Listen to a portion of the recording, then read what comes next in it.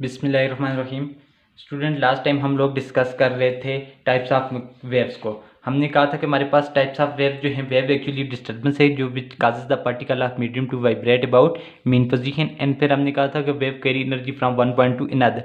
Mechanical waves हमने कहा था कि on the basis of medium की बेस पे वेव्स को दो कैटेगरी में, one is mechanical waves and other is electromagnetic waves.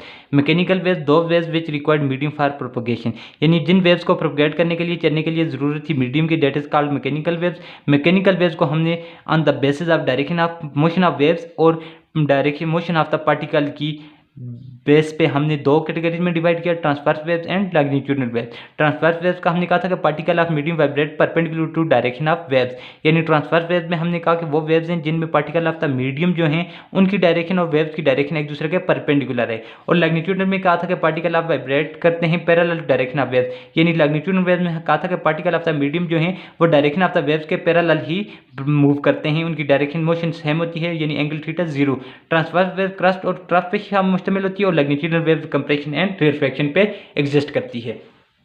अब इसका बाद हम इस बात में इंटरेस्टेड हैं कि ये जो मेरे पास क्रेस्ट और ट्रफ बनता है, फॉर एग्जांपल एक क्रस्ट बनता है और एक ट्रफ बनता है, कंप्रेशन बनती है, रिफ्रैक्शन बनता है। अब हम इस बात में इंटरेस्टेड हैं कि दो कंप्रेशन क्रस्ट के दरमियान क्या क्या रिलेशनशिप है, ट्रफ के दरमियान क्या रिलेशनशिप है, कंप्रेशन और रिफ्रैक्शन के दरमियान क्या रिलेशनशिप है, एक सेकंड में एक पॉइंट से कितनी वेव पासेस कर रही हैं। अच्छा, वेव को एक अपना वेव क्रस्ट और ट्रफ बनाने के लिए कितना टाइम लगता है, इनकी चीज़ों को मालूम करना हम इस बात में इंटरेस्टेड हैं। इनके लिए हमारे पास कोई मैथमेटिकली रिलेशनशिप भी आ जाए इन तमाम क्वांटिटीज़ के दरमियान, तो इसीलिए हमारा आज का जो टॉपिक है डेट इज़ वेव पैरामीटर। यानी आज का जो हमारा टॉपिक है वेव पैरामीटर। वेव पैरामीटर क्या है? वेव पैरामीटर एक्चुअली ऐसी क्वांटिटीज होती हैं विच डिस्क्राइब द वेव मोशन को। जैसे वाइब्रेटरी मोशन को पढ़ा तो हमने उसकी फ्रीक्वेंसी, टाइम पीरियड, हमने उसकी वेव के साइकिल को डिस्कस किया था, ये हमारे पास वाइब्रेटरी मोशन के पैरामीटर आ जाते हैं। सिमिलरली ऐसी क्वांटिटीज जो वेव को डिस्क्राइब करती हैं कंप्लीटली, उनको हम क्या नाम देते हैं? वेव पैरामीटर का। अब फर्स्ट पैरामीटर है दैट इज वेवलेंथ। कि वेवलेंथ हमारे पास क्या है? What is wavelength? कहते हैं the shortest distance between two consecutive crest और ट्रफ इज कॉल्ड वेवलेंथ। कहते हैं कि दो कंसेक्टिव क्रस्ट के दरमियान या दो कंसेक्टिव ट्रफ के दरमियान जो फासला है डेट इज कॉल्ड वेवलेंथ। अब question arise what is crest? कहते हैं the portion of the wave about the mean position, यानी वेव का वो पोर्शन जो अबाउट द मीन पोजीशन है क्रस्ट कहलाता है। Trough portion of the wave below the mean position, वो पोर्शन जो वेव का below the mean position that is called trough. यानी फॉर एग्जांपल ये मेरे पास एक ट्रांसवर्स वेव्स है, स्ट्रिंग वेव जो प्रोड्यूस हुई है, इस स्ट्रिंग के अंदर जो वेव्स प्रोड्यूस हुई है। अब इसका ये जो मीन पोजीशन है, ये मीन पोजीशन आ जाती है मेरे पास। इस मीन पोजीशन के अबाउ जो पोर्शन है, अबाउ जो पार्ट है, जो अबाउ वेव का हिस्सा डेट इज कॉल्ड क्रस्ट, और बिलो जो वेव्स का हिस्सा या पोर्शन या पार्ट आ जाता है डेट इज कॉल्ड ट्रफ। ये भी मेरे पास क्रस्ट है, ये भी क्रस्ट है, ये ट्रफ है, ये भी मेरे पास क्या है? ट्रफ आ जाता है। अब कहते हैं कि ये मैं वेवलेंथ को एक्सप्लेन कर रहा हूं इन ट्रांसवर्स वेव्स के केस में। दो कंजक्टिव, ये एक क्रस्ट बना, ये भी क्रस्ट है और ये भी क्रस्ट है, ये ट्रफ, ये वेव का ट्रफ, ये ट्रफ, ये मीन पोजीशन से बिलो, ये मीन पोजीशन से अबाव। अब दो कंसेक्टिव का मतलब कि सीक्वेंस के साथ, यानी फर्स्ट क्रस्ट उसके बाद नेक्स्ट क्रस्ट। ये नहीं है कि ये फर्स्ट क्रस्ट और आप ये क्रस्ट ले लें, इनके दरमियानी फासले को नहीं। कंसेक्टिव का मतलब फर्स्ट क्रस्ट उसके बाद नेक्स्ट आने वाला क्रस्ट, ये ट्रफ उसके बाद नेक्स्ट आने वाला क्रस्ट। दो कंसेक्टिव क्रस्ट के दरमियान या दो कंसेक्टिव ट्रफ के दरमियान जो फासला है उसको हम वेवलेंथ कहेंगे। किस केस में कहेंगे? इन ट्रांसवर्स वेव्स के केस में। अगर मैं इसको लॉन्गिट्यूडिनल वेव्स के केस में एक्सप्लेन करूं वेवलेंथ को, तो वो मेरे पास क्या होगा? The shortest distance between two consecutive compression और रिफ्रैक्शन आर कॉल्ड वेवलेंथ। दो कंसेक्टिव कंप्रेशन के दरमियान, कंप्रेशन और रिफ्रैक्शन क्या है एक्चुअली? कहते हैं the part where the particle of spring closed together, यानी वो पार्ट जहां पे वेव के पार्टिकल, स्प्रिंग के जो पार्टिकल्स हैं वो करीब करीब होते हैं, उसको कंप्रेशन कहते हैं। और रिफ्रैक्शन पार्टिकल फार अपार्ट, जहां पे पार्टिकल दूर दूर होते हैं। ये फॉर एग्जांपल वेव स्प्रिंग पे फोर्स लगाई, पार्टिकल को पुश किया तो पार्टिकल करीब करीब आ जाते हैं। इस पोर्शन को हम क्या नाम देते हैं? कंप्रेशन। नेक्स्ट पोर्शन जो है वो उसमें पार्टिकल थोड़े थोड़े स्प्रिंग के पार्टिकल दूर होते हैं, उसको रिफ्रैक्शन का नाम देते हैं। तो हमारे पास लॉन्गिट्यूडिनल वेव कंप्रेशन और रिफ्रैक्शन पे एग्जिस्ट करती है। कंप्रेशन जहां पे पार्टिकल करीब, रिफ्रैक्शन जहां पे पार्टिकल दूर होते हैं। फिर यही हमारे पास पार्टिकल इस तरह से कंप्रेशन रिफ्रैक्शन इस स्प्रिंग में मूव करती है, तो एक्चुअली स्प्रिंग के अंदर हमारे पास वेव मूव कर रही होती है, तो हम कंप्रेशन और रिफ्रैक्शन एक्चुअली मूव हो रही है। तो अब कहते हैं कि दो शॉर्टेस्ट डिस्टेंस के दरमियान, द शॉर्टेस्ट डिस्टेंस दो कंजेक्टिव कंप्रेशन के दरमियान या दो कंजेक्टिव कंप्रेशन के दरमियान जो फासला होता है डेट इज कॉल्ड हमारे पास वेवलेंथ कहते हैं, किस केस में कहते हैं, लॉन्गिट्यूडनल वेव में। फॉर एग्जांपल ये कंप्रेशन है, उसके बाद नेक्स्ट आने वाला कंप्रेशन, ये रेयरफेक्शन, उसके बाद नेक्स्ट, ये नहीं कि ये फर्स्ट कंप्रेशन और इधर से ये कंप्रेशन ले लें। फर्स्ट कंप्रेशन और सेकंड कंप्रेशन के दरमियान जो कंजेक्टिव हो आपस में, इनके दरमियान जो फासला है, या दो रेयरफेक्शन के दरमियानी जो फासला है, इसको आप कहेंगे कि ये हमारे पास क्या है, वेवलेंथ है। The shortest distance between to conjunctive compression और रेयरफेक्शन आर कॉल्ड वेवलेंथ कहते हैं। किस केस में कहते हैं, लॉन्गिट्यूडनल वेव्स के। यहाँ से हमने अखज़ ये किया कि एक्चुअली अगर हम ये नहीं तो ट्रांसवर्स और लॉन्गिट्यूडनल वेव्स में हमने वेवलेंथ को एक्सप्लेन कर लिया, लेकिन इन दोनों से अखज़ क्या हुआ, पॉइंट ये अब आता है ज़हन में कि एक्चुअली वेवलेंथ जो है हमारे पास वेव के दरमियान फासला है, लेकिन वेव के दो रिपीटेड पॉइंट के दरमियान, यानी पैटर्न जब वेव के रिपीट हो रही हूँ उनके दरमियानी जो फासला है वो वेवलेंथ। देखें ये फर्स्ट पैटर्न का रास्ता, उसके बाद जब आपने आपको क्रस्ट ने अपने आप को रिपीट किया, वेव पैटर्न रिपीट हुआ, इनके दरमियानी फासला। इस केस में ये कंप्रेशन था। फिर वेव का जो नेक्स्ट पैटर्न है, वेव कंप्रेशन, जब यहाँ पे बना, इन दो पैटर्न जब वेव के पैटर्न का अपने आप को रिपीट करवा रहे हैं, इनके दरमियानी जो फासला होता है वो एक्चुअली वेव कहलाते हैं। तो सिंपली अगर मैं वेवलेंथ को एक्सप्लेन करूँ तो मैं कह सकता हूँ शॉर्टेस्ट डिस्टेंस होता है, एक्चुअली वेव में कह सकता हूँ कि मेरे पास शॉर्टेस्ट डिस्टेंस है बिटवीन पॉइंट, किन के पॉइंट के दरमियान, वेयर वेव पैटर्न रिपीट, जहां पे वेव पैटर्न अपने आप को रिपीट करते हैं, it's self called the wavelength. जैसे ये वेव क्रस्ट, ये भी क्रस्ट रिपीट हुआ, इनके दरमियानी फासला वेवलेंथ, लेकिन कंजेक्टिव क्रस्ट रिपीट हो, दो ट्रफ कंजेक्टिव ट्रफ हो, उनके दरमियान वेवलेंथ। यहाँ पे कंप्रेशन था, फिर कंप्रेशन ने अपने आप को रिपीट किया, लेकिन कंजेक्टिव कंप्रेशन हो, तो ये मेरे पास वेवलेंथ है। तो सिंपली यहाँ पे कह सकते हैं कि वेव पैटर्न जब वेव के पॉइंट्स, यानी पैटर्न अपने आप को जिन पॉइंट्स पे रिपीट करें उनका दरमियानी जो फासला है, जिन पॉइंट पे वेव के पैटर्न अपने आप को रिपीट करें उन पॉइंट्स को के दरमियानी फासले को हम क्या नाम देते हैं, वेव लेंथ का नाम देते हैं। रिप्रेजेंटेशन इसकी हमारे पास सिंपल लिम्डा से हम इसको रिप्रेजेंट करते हैं। ग्रीक वर्ड लेटर है हमारे पास लिम्डा, उससे हम रिप्रेजेंट करते हैं। एक्चुअली यूनिट इसके मेरे पास मीटर आ जाती है, क्योंकि वेव लेंथ है एक्चुअली लेंथ है, लेंथ को ऑलवेज मेजर करते हैं मीटर में मेजर करते हैं। नेक्स्ट पैरामीटर है मेरे पास इसका एम्पलीट्यूड, कि व्हाट इज एम्पलीट्यूड, एम्पलीट्यूड क्या है। कहते हैं the maximum displacement of wave element from equilibrium position is called amplitude. इसका क्या मतलब हुआ कि फॉर एग्जांपल ये मेरे पास एक, मैं अगर ट्रांसवर्स फेज की बात करूं तो ये मेन पोजीशन है। अब ये वेव यहां से प्रोड्यूस होती है, ये वेव ट्रेवल करती है, मैक्सिमम डिस्प्लेसमेंट ट्रेवल करती है, फिर उसके बाद मेरे पास ये डिस्प्लेसमेंट डिक्रीज होता है, ये एक क्रस्ट बना इस तरह से, फिर इस यहां से वेव ने यहां तक जो मूव किया, मैक्सिमम डिस्प्लेसमेंट ट्रेवल किया, ये क्रस्ट के केस में, ये मेरे पास एम्पलीट्यूड आ जाते हैं वेव का। फिर ट्रफ के केस में देखें, यहाँ से मूव करके नेगेटिव साइड में देखें तो ये मैक्सिमम डिस्प्लेसमेंट यहाँ तक ट्रेवल किया, ये बॉडी का क्या आ जाता है, यहाँ से लेकर यहाँ तक जो है ये, यहाँ दोनों केसेस में, ये क्रस्ट में बॉडी का वेव का क्या आ जाता है, एम्पलीट्यूड, ये ट्रफ में। यानी मेन पोजीशन से वेव के एलिमेंट जो मैक्सिमम फासला या डिस्टेंस ट्रेवल करते हैं उसको मैक्सिमम डिस्प्लेसमेंट या डिस्टेंस को हम क्या नाम देते हैं, एम्पलीट्यूड का नाम देते हैं। यानी एम्पलीट्यूड क्या है, मेन पोजीशन से ये यहाँ से यहाँ तक मैक्सिमम डिस्प्लेसमेंट हुआ, यहाँ से यहाँ तक ये मैक्सिमम डिस्प्लेसमेंट ट्रेवल किया, that is maximum displacement from the main position, that is called amplitude. Representation हम इसको रिप्रेजेंट करते हैं एक्स नॉट से, या सिंपली ए से हम इसको रिप्रेजेंट कर सकते हैं। यूनिट इसके भी हमारे पास मीटर, क्योंकि फासला है डिस्टेंस से, डिस्टेंस को ऑलवेज यूनिट मीटर होते हैं। उसके बाद नेक्स्ट थर्ड हमारे पास आ जाता है पैरामीटर वेव, वेव का पैरामीटर वेव साइकिल आ जाते हैं। वेव साइकिल क्या है कि one complete round trip of wave called the wave cycle. कहते हैं कि एक्चुअली हमने वाइब्रेटरी मोशन को जब पढ़ा था तो हमने वाइब्रेटरी मोशन में डिस्कस किया था सिंपल पेंडुलम या मैस अटैच स्प्रिंग। सिंपली मैंने कहा था कि वहाँ पे मैं सिंपल पेंडुलम की बात जो कर रहा था, मैंने कहा था कि ये पेंडुलम है, ये मूव करके जब अपनी इस पॉइंट से एक्सट्रीम पोजीशन, फिर एक्सट्रीम से मीन की, मीन से फिर अनदर एक्सट्रीम की तरफ, यानी मीन से एक्सट्रीम की तरफ जाते हैं, एक्सट्रीम से मीन, मीन से फिर अनदर एक्सट्रीम से दोबारा जब मीन की तरफ आता है तो इसका एक कंप्लीट राउंड ट्रिप हो जाता है। ये सिंपल पेंडुलम के केस में कहा था, vibrate in case of vibratory motion, तो मैंने कहा था ये इसका एक कंप्लीट राउंड ट्रिप बन जाता है। ये वाइब्रेटरी मोशन में सिंपल पेंडुलम का एक हमने कहा था एक कंप्लीट राउंड ट्रिप बन जाता है, जिसको हमने उसका साइकिल का नाम दिया था, वन साइकिल या वन वाइब्रेशन का नाम दिया था। अब इसी तरह से सिमिलरली मेरे पास वेव साइकिल में क्या होता है कि जब वेव का एक वन कंप्लीट राउंड ट्रिप बनता है, that is called wave cycle. For example ये मेरे पास एक वेव है, यहां से लेकर फिर ये एक वेव है, ये यहां से मूव करती है, ये मैक्सिमम डिस्प्लेसमेंट ट्रेवल करके एक क्रस्ट बनती है, और एक क्रस्ट बनने के बाद फिर ये मैक्सिमम डिस्प्लेसमेंट ट्रेवल करके एक ट्रफ बनाती है। एक क्रस्ट और एक ट्रफ के मिलने से मेरे पास एक वेव साइकिल बनता है। यानी जब एक वेव साइकिल कंप्लीट करती है, एक क्रस्ट और एक ट्रफ बनती है, तो इसका मतलब है कि ये मेरे पास एक वेव साइकिल कंप्लीट हो जाता है। वेव साइकिल का मतलब कि ये फॉर एग्जांपल एक मीन पोजीशन है, मीन पोजीशन वेव के एलिमेंट मूव करते हैं, एक क्रस्ट बनाते हैं, इसको मैं वेव साइकिल नहीं बोलूँगा। एक ट्रफ बनाते हैं, इसको भी मैं वेव साइकिल नहीं बनूंगा। ये एक क्रस्ट और एक ट्रफ मिलके एक कंप्लीट राउंड ट्रिप बनता है। वेव का एक जो कंप्लीट राउंड ट्रिप होता है इसको हम वेव साइकिल का नाम देते हैं, इसको हम नाम देते हैं वेव साइकिल का नाम देते हैं। ये मेरे पास एक वेव साइकिल बन गया। ये कंप्लीट राउंड ट्रिप एक मुकम्मल चक्कर जो वेव होता है, तो ये जब वेव अपने क्रस्ट और एक ट्रफ बनाती है तो वेव का एक कंप्लीट राउंड ट्रिप बनता है जिसको वेव साइकिल का नाम देते हैं। जब वेव का एक साइकिल कंप्लीट होता है तो इसका मतलब एक्चुअली एक वेव प्रोड्यूस हुई। ये मेरे पास आ जाती है वेव साइकिल। उसके बाद फ्रीक्वेंसी। फ्रीक्वेंसी का एक्चुअली मतलब जो है तादाद। कहते हैं कि number of wave cycle passing through a certain point and unit time is called frequency.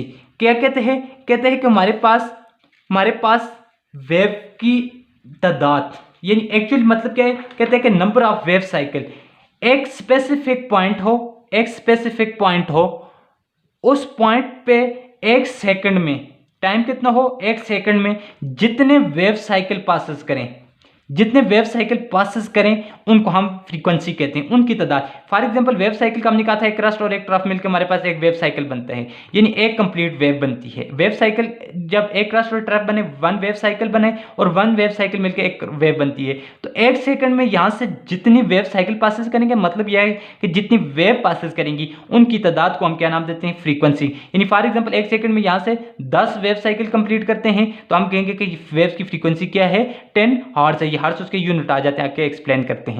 अब इसी तरह से एक सेकंड में एक पॉइंट से 8 वेव पासेस कर रही है, यानी 8 वेव साइकिल पासेस कर रही है। 8 वेव साइकिल पासेस करने का मतलब यह है कि 8 वेव पासेस कर रही है, तो हम कहेंगे कि इस वेव की जो तादाद है या फ्रीक्वेंसी है सिंपली कितनी है? 8 हर्ट्ज है, 8 हर्ट्ज है। यानी नंबर ऑफ वेव साइकिल की तादाद passing through a certain point, जो किसी पॉइंट से पासेस करने एंड यूनिट टाइम, एक सेकंड में जितनी तादाद पासेस करती है वेव साइकिल की किसी भी पॉइंट से, दैट इज कॉल्ड फ्रीक्वेंसी। उसको हम क्या नाम देते हैं? फ्रीक्वेंसी का नाम देते हैं। यानी रिप्रेजेंटेशन फ्रीक्वेंसी की हमारे पास क्या आ जाती है? फ्रीक्वेंसी को हम रिप्रेजेंट कर सकते हैं दैट इज एफ से। यूनिट हमारे पास इसके क्या है? हर्ट्ज आ जाते हैं। फार्मूला इसका हमारे पास क्या है? F is equal to N divided by T. Number of, यानी N stand for number of wave cycle, कितनी वेव साइकिल पासेस करती हैं, यानी कितनी वेव्स, एक्चुअली मतलब क्या है? कितनी वेव ने पासेस किया, कितने कितने टाइम में किया, ये फार्मूला बन जाते हैं, डेट इज कॉल्ड फ्रीक्वेंसी। और ये हमारे पास फार्मूला है जिसको आगे हम न्यूमेरिकल में यूज करेंगे। उसके बाद आ जाता है टाइम पीरियड। टाइम पीरियड क्या है? कि जर सी बात है कि हमने कहा था कि वेव जब मूव कर रही है, एक्चुअली हमने कहा था कि वेव जैसे एक वेव साइकिल कंप्लीट होता है, एक क्रस्ट और एक ट्रफ बना तो एक वेव साइकिल। जैसी बात है कि इसको कंप्लीट करने के लिए एक कंप्लीट राउंड ट्रिप जिसको वन साइकिल का नाम देते हैं, इसको कुछ ना कुछ टाइम भी रिक्वायर्ड होता है। अब वो टाइम जो कंप्लीट करने के लिए, वन वेव साइकिल को कंप्लीट करने के लिए जो टाइम लगता है that is called time period. यानी time required to complete one wave cycle. एक वेव साइकिल बना, ये फॉर एग्जांपल ये एक वेव साइकिल बना, ये एक वेव बन गई, मतलब एक वेव साइकिल है। फिर ये एक नेक्स्ट दूसरा वेव साइकिल बना। अब इस तरह से एक वेव साइकिल को कंप्लीट करने के लिए जो टाइम लगता है that is called time period. Representation इसको हम कैपिटल टी से लिखते हैं। वैसे किसी भी बॉडी की मोशन को स्मॉल टी से हम लिखते हैं, लेकिन एक वेव साइकिल को कंप्लीट करने की जो स्पेसिफिक टाइम है, एक वेव साइकिल को कंप्लीट करने की जो टाइम है जिसको हम टाइम पीरियड कहते हैं, उसको हम कैपिटल टी से यूनिट के डिनोट करते हैं। यूनिट इसके हमारे पास क्या आ जाते हैं? सेकंड आ जाते हैं। Relation between time period and frequency. Frequency और टाइम पीरियड के दरमियान रिलेशनशिप आ जाता है। इंपॉर्टेंट रिलेशनशिप है time period is equal to 1 divided by F, यानी टाइम पीरियड और फ्रीक्वेंसी एक दूसरे के रिवर्स प्रोसेस हैं। फ्रीक्वेंसी इंक्रीज करेगी तो टाइम पीरियड डिक्रीज करेगा, टाइम पीरियड इंक्रीज करेगा तो फ्रीक्वेंसी डिक्रीज करेगी। उसके बाद मेरे पास आ जाते हैं लास्ट पैरामीटर वेव स्पीड। कहते हैं distance travel by wave in unit time is called wave speed. एक सेकंड में वेव जितना फासला ट्रेवल करती है उस फासले को हम क्या नाम देते हैं? वेव की स्पीड का। यानी v is equal distance upon time, distance d time t, distance upon time that is called wave speed. अब ये हमारे पास 6 जो आ जाते हैं वेव के पैरामीटर को आ जाते हैं। इसके बाद रिलेशनशिप आ जाता है between frequency, wavelength and wave speed. हमारे पास ये 3 चीजों के दरमियान रिलेशनशिप आ जाता है। रिलेशनशिप क्या है कि फ्रीक्वेंसी हमने कहा था कि हमारे पास क्या होती है? फ्रीक्वेंसी एक्चुअली हमने कहा था कि हमारे पास फ्रीक्वेंसी का मतलब है कि तादाद। फ्रीक्वेंसी का मतलब है हमने कहा था कि तादाद के एक सेकंड में जितनी वेव साइकिल पासिस करती हैं किसी पॉइंट से वो फ्रीक्वेंसी कहलाता है। वेव लेंथ का हमने कहा था कि हमारे पास क्या मतलब होता है कि दो कंजक्टिव क्रस्ट या ट्रफ के दरमियानी फासला वेव लेंथ कहलाता है। और वेव स्पीड का मतलब ये है कि यूनिट टाइम में वेव जो डिस्टेंस ट्रेवल करती है उसको हम वेव स्पीड का नाम देते हैं। अब इसका मतलब इन तीनों क्वांटिटीज के दरमियान रिलेशनशिप ड्राइव करना है। अब मैंने सबसे पहले कहना है कि वेव स्पीड का मैंने कहा था कि वेव स्पीड को v से रिप्रेजेंट करते हैं, डिस्टेंस अपॉन टाइम, यानी यूनिट टाइम में जो फासला बॉडी ट्रेवल करती है डेट इज कॉल्ड वेव जो फासला ट्रेवल करती है यूनिट टाइम में उसको हम वेव स्पीड कहते हैं, यानी distance upon time that is wave speed आ जाता है। अब अगर वेव इस तरह से मूव करें कि वो फासला जो ट्रेवल कर